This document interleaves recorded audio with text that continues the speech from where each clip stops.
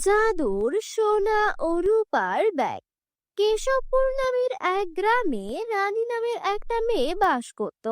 ওর স্বামীর সাথে ওর শ্বশুর বাড়িতেই থাকতো। ওর শ্বশুর বাড়িতে ও ওর স্বামী, ওর শ্বশুর আর ওর শাশুড়ি মিলেমিশে বাস করত। ওর শ্বশুর বাড়িতে এসে খুবই ভালোই সুখে শান্তিতে সংসার করছিল। ওদের মধ্যে ছিল অনেক মিল। ওর শাশুড়ি ছিলেন অনেক ভালো মানুষ। ওর শাশুড়ি ওকে নিজের মেয়ের মতোই ভালোবাসতো। কখনো কোনো কিছুতেই ওর শাশুড়ি না করতো না। একদিন ওর স্বামী অফিসে যাওয়ার সময় ওর শাশুড়ি ডেকে বলে, বৌমা, ও বৌমা, রাকিব তো সকাল সকাল বাড়ি থেকে বেরিয়ে গেল। তুমি কি রাকিবের জন্য টিফিনটা দিয়েছিলে ওর ব্যাগে? সারা দিন ছেলেটা অফিস করে, টিফিন না করলে ছেলেটা তো রোগা হয়ে যাবে। হ্যাঁ মা, দিয়েছি। এটা নিয়ে আপনার চিন্তা করতে হবে না মা, আমি সব কিছু গুছিয়ে দিয়েছি। আপনি ওষুধটা খেয়েছেন? বাবাকে ওষুধ দিয়েছিলেন মা? হ্যাঁ বৌমা, আমি আর তোমার বাবা ওষুধ খেয়েছি। আমাদের ওষুধ খাওয়া নিয়ে তুমি ব্যস্ত হইও না, আমরা ঠিক আছি বৌমা। তুমি যে আমার কত লক্ষ্মী বৌমা, তোমাকে নিয়ে আমার অনেক গর্ব হয়। প্রতিটা শাশুড়ি যেন এমন একটা বৌমা পায়। আপনার মতো শাশুড়ি পেয়ে আমি অনেক খুশি মা। প্রতিটা ঘরে ঘরে যেন আপনার মতোই শাশুড়ি থাকে। আপনার মতো শাশুড়ি পেয়ে মনে হয় আমি আমার মাকে পেয়েছি। এভাবেই ওদের সংসার অনেক সুখেই কাটছিল। গ্রামের লোকেরা ওদের দেখে হিংসায় চলে পড়ে মরত। সবাই আফসোস করত ওদের মতো হতে। বন্ধুরা, তোমরা যারা যারা গল্পটি দেখছো, তোমাদের নাম কমেন্টে লিখে জানাও। আমরা নেক্সট গল্প তোমাদের নাম দিয়ে বানাবো। এভাবেই অনেক আনন্দেই ওদের দিন কাটছিল। কিন্তু হঠাৎ একটা দুর্ঘটনা ঘটে যায়। বাড়ি ফেরার পথে গাড়ির সাথে রাকিবের একটা রোড অ্যাক্সিডেন্ট হয়, আর রাকিব হাসপাতালে ভর্তি হয়ে যায়। আর রাকিবের একটা পা কাটা পড়ে। এই কি হলো? তোমার পা এভাবে কাটা পড়লো কেন? এখন আমাদের কি হবে? তোমার আয় রোজগারই তো আমাদের সংসার চলতো। এখন আমি বাবা মাকে কি বা বলবো? তোমার এভাবে এই অবস্থা, আমি যে কিছুই ভাবতে পারছি না। আমিও কিছুই ভাবতে পারছি না, এখন আমাদের সংসার কিভাবে চলবে? আমি তো মাত্রই তোমাকে বিয়ে করে নিয়ে আসলাম। আমার একটা পা কাটা পড়েছে, আমি আর আগের মতো অফিসও করতে পারবো না। তুমি এখন বলো, এখন আমার কি করা উচিত? জানি না আমি, কিচ্ছু জানি না আমি। তুমি থাকো, বাড়িতে বাবা মায়ের অবস্থাও ভালো না। আমি ওনাদেরকে দেখি, তারপর বিকালে আবার আসবো। রানী একদম হিমশিম খাচ্ছিল কিভাবে সবকিছু সামলাবে। তখন ওর মনে পড়ে যে ও ছোটবেলা সেলাইয়ের কাজ শিখেছিল। তখন থেকেই সে সেলাইয়ের কাজ করতে শুরু করলো। বাবা মা, আপনারা একদম চিন্তা করবেন না, আমি সেলাইয়ের কাজ করে এই সংসার চালাবো। আমার স্বামীকেও আমি একদিন ঠিক সুস্থ করে তুলবো। এভাবেই এত বাধা বিপত্তির মধ্যেও রানী সংগ্রাম করে সংসার চালিয়ে যাচ্ছিল। এভাবেই দিন কাটতে থাকে। একদিন রানীর ব্যাগটা নষ্ট হয়ে যায়, তাই ও তখন থেকে একটা পুরনো ব্যাগের দোকানে যায়। আর দোকানে গিয়ে হঠাৎ ওর নজর পড়ে একটা পুরনো ব্যাগের দিকে। আরে বাহ, এই ব্যাগ তো অনেক সুন্দর। বাড়িতে আমার ব্যাগটা বেশ অনেকদিন ধরে নষ্ট হয়ে পড়ে আছে। আমার ব্যাগেরও খুব দরকার। আমার শাশুড়ি মাও বলেছিলেন এই ব্যাগটা বদলিয়ে অন্য আরেকটা ব্যাগ আনতে, কিন্তু আমার যে আয়ের অবস্থা, আমি কি এটা কিনতে পারবো? বন্ধুরা, তোমরা যারা যারা এখন পর্যন্ত গল্পটি দেখছো, তোমরা ভিডিওতে একটা লাইক করে দাও।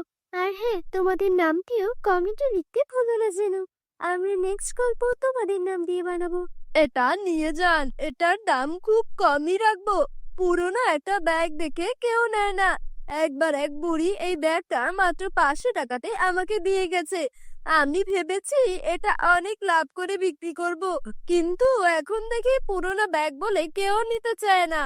অনেক পুরোনো ডিজাইন আমার দোকানে পড়ে পড়েও নষ্টই হচ্ছে। দাম তো আর বাড়বে না, আরো কমবে। ভাই, আমি যে মাত্র 200 টাকা সাথে করে এনেছি। বাকি টাকা আপনাকে আমি যদি আগামী সপ্তাহে দিই, আপনার সমস্যা নেই তো? আমি তো এখানেই থাকি, আমার বাড়ি এই কাছেই।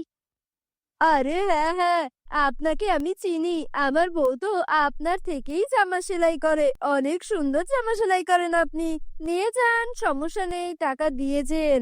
তারপর ব্যাগ কিনে রানী বাড়িতে চলে আসে আর ব্যাগের দিকে তাকিয়ে বলতে থাকে, আজকে সামর্থ্য নেই বলে একটা পুরনো ব্যাগ বাড়িতে আনতে হলো। অথচ আমি আমার স্বামীর সঙ্গে কত স্বপ্ন দেখেছিলাম, দুজনে মিলে কত সুন্দর করে বাড়িটা সাজাবো। এখন আমার স্বামীর চিকিৎসার টাকা, শ্বশুর শাশুড়ি চিকিৎসার টাকা জোগাড় করতেই আমাকে হিমশিম খেতে হয়। তবুও ভালো আছি আমি। একটা ভালো শ্বশুর বাড়ি তো পেয়েছি ভাগ্য করে। কজনই বা এমন ভালো শ্বশুর শাশুড়ি স্বামী পায়। আজকে যদি আমার পরিবারের এই বিপত্তি না হতো, তাহলে তো এত কষ্ট আমাকে করতে হতো না। একদিন সব ঠিক হয়ে যাবে। একদিন হঠাৎ করে রানীর হাতে থাকা কেচি সে ব্যাগে গিয়ে লাগলো, আর সঙ্গে সঙ্গে ব্যাগ থেকে বেরিয়ে আসে খুব সুন্দর একটা লাল টকটকে পরী। পরীটা বলতে শুরু করে, এটা সোনা ও রূপার ব্যাগ। তুমি কি জানতে না? তুমি কি জানো যে তুমি আমার প্রাণ বাঁচিয়েছো? আমি বহু বছর ধরে এই সোনা ও রূপার ব্যাগে বন্দি হয়ে গেছি। এই সোনা ও রূপার ব্যাগটা এক বুড়ি তান্ত্রিকের। সেই বুড়ি তান্ত্রিকটা আমাকে জাদু মন্ত্র করে এই সোনা ও রূপার ব্যাগে বন্ধ করে রেখেছে। সেই খারাপ বুড়ি তান্ত্রিকটি শুধু আমাকেই নয়, আমার মতো আরো অনেক পরীকেই বন্দি করে রেখেছে। কেউ আছে জাদুর আয়নায়, কেউ আছে জাদুর সেলাই মেশিনে, আবার কেউ আছে জাদুর বইতে। আমি প্রতিদিন তোমার কথা শুনতাম, কিন্তু তোমাকে সাহায্য করার মতো কোনো উপায় আমার ছিল না, কারণ আমি বন্দি ছিলাম। আমি প্রতিদিন মনে মনে বলতাম, ইস, যদি কোনোভাবে এই মেয়েটা আমাকে মুক্ত করত, তাহলে আমার প্রাণটা বেঁচে যেত এবং আমিও এই মেয়েটাকে কিছু না কিছু দিয়ে সাহায্য করতে পারতাম। কারণ আমি জানতাম তুমি অনেক কষ্টে আছো, তোমার স্বামীর পা কাটা পড়েছে। তবে আমার এই বিশ্বাস ছিল একদিন এই সোনা ও রূপার ব্যাগ ফুটো হয়ে যাবে, আর তখনই আমি আমার আগের রূপ ফিরে পাবো। তোমাকে অনেক ধন্যবাদ।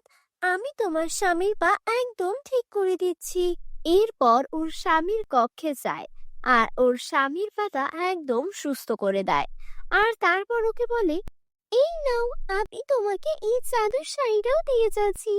যখনই তোমার প্রয়োজন পড়বে এই শাড়ি পরে তুমি আমাকে ডাকবে, আমি তখনই তোমার সামনে চলে আসবো। আর একটা কথা মনে রেখো, কখনোই লোভ করবে না। যদি লোভ করো তাহলে সবকিছুই আবার আগের মতো হয়ে যাবে। তোমার স্বামীর পা আবার কেটে যাবে, আর এই শাড়িটা উধাও হয়ে যাবে। তুমি কখনোই আর আমার সাহায্য পাবে না। এই বলে পরে সেখান থেকে চলে গেল। এই সব কিছু রানীর সামনেই হচ্ছিল। রানী যেন নিজের চোখকে বিশ্বাসই করতে পারছিল না। পরী তখন তার পরিরাজ্যে ফিরে যায়, আর রানী ওর স্বামীকে আবারও সুস্থ রূপে ফিরে পেয়ে অনেক খুশি হয়ে যায়।